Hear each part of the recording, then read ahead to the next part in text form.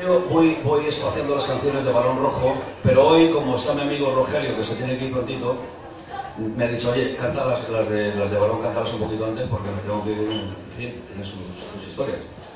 Así que bueno, cambio un poquito el repertorio, pero, vale, ¿dónde está Rogelio? Ahí, bien. También hago, ya empezamos con las peticiones. Son ya las 8. El ruido en mi calle es infernal, perfora la acera, por cuarta vez o por quinta vez. Son como hormigas que buscan comida sin parar, la rompen la tierra, mañana otra vez vuelve a empezar. Comienza un nuevo día en mi ciudad, tendré que levantarme sin descansar. El autobús no llega, estoy fatal. El metro viene lleno, tendré que andar.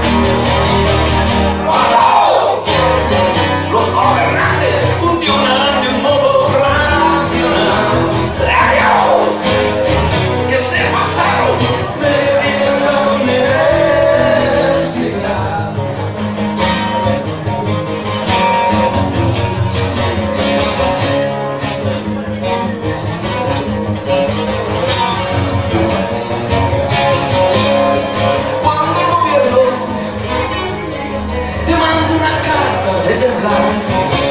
Señor ciudadano, tiene que pagar un poco más. Mañana pagará, pasado pagará. No te perdonan ni una.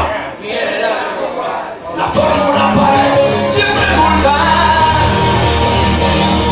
Cuando recibiremos alguna buena nueva de poder.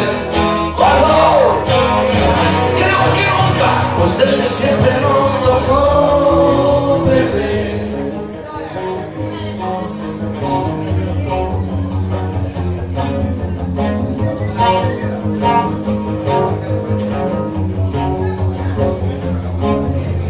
Y si protestas, te acusarán de antisocial. Viejo barbudo, acate usted, el tiempo pasa, autoridad.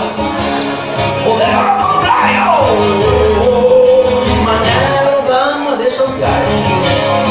No, no, no, no, no, no, no, no.